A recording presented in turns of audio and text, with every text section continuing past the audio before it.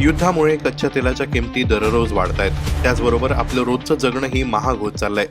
America, Israel, Iran युद्ध आता जगाच्या एका कोपऱ्यात घडणारी घटना राहिली नाहीये.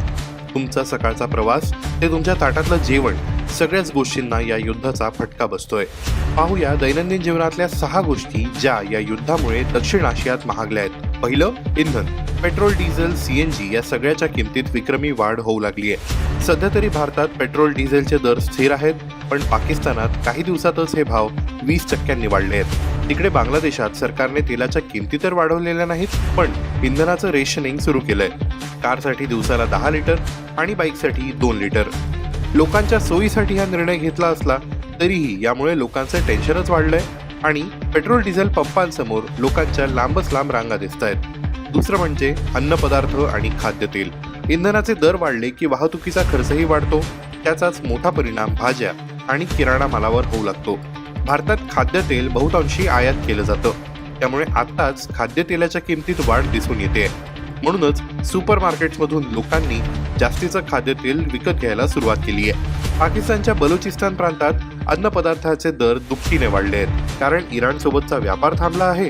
तर दुसरीकडे पाकिस्तान अफगाणिस्तान सीमेवरही व्यापार थांबल्यामुळे इथल्या लोकांना दुहेरी फटका बसतोय. जहाजांचे मार्गही काही बंद झाल्यामुळे तर काही बदलल्यामुळे सागरी प्रवास महागलाय आणि त्यामुळेच सुकामेवा, खजुरासारख्या वस्तूंचे दरही वाढले आहेत. तिसरं म्हणजे स्वयंपाकाचा गॅस. LPGचा पुरवठा विस्कळीत झाल्यामुळे स्वयंपाकाच्या गॅसचे दरही वाढले आहेत. भारतात जवळपास 60% वाढले आहेत, तर इतर देशांमध्येही असंच पाहायला मिळतंय. चौथी गोष्ट, हवाई प्रवास.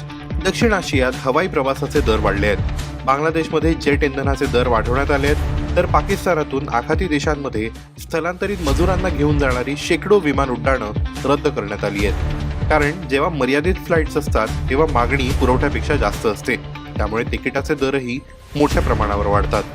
5वं क्षेत्र आहे ऊर्जा निर्मितीचं. हल्ले झाल्यामुळे कतारने त्यांचं LNG उत्पादन थांबवलंय, त्यामुळे पाकिस्तान आणि बांगलादेशचा गॅस पुरवठा रखडलाय. LNGचा वापर ऊर्जा निर्मिती आणि कारखान्यांमध्ये होतो. त्याचा पुरवठा कमी झाला तर घरगुती आणि औद्योगिक अशा दोन्ही प्रकारचा फटका बसू शकतो. 6वं महत्त्वाचं क्षेत्र, पॅकेजिंग आणि खतांचं.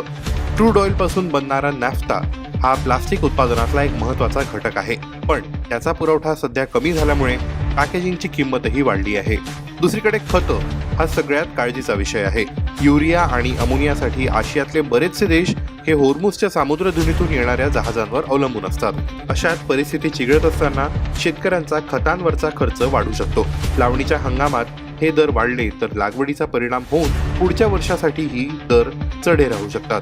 2022 पासून पहिल्यांदाच कच्च्या तेलाचे दर एका बॅरलसाठी $100च्या पार गेले आहेत. जर होर्मुझची सामुद्रधुनी अख्खा मार्च महिना बंदच राहिली तर हे दर $150 पेक्षा जास्त होण्याची भीती आहे. तर पुरवठा साखळीत अडथळे निर्माण होऊन मागणी विरुद्ध पुरवठ्याचं गणित बिघडणार आहे. अशात किमती वाढणार का हा प्रश्नच नाही.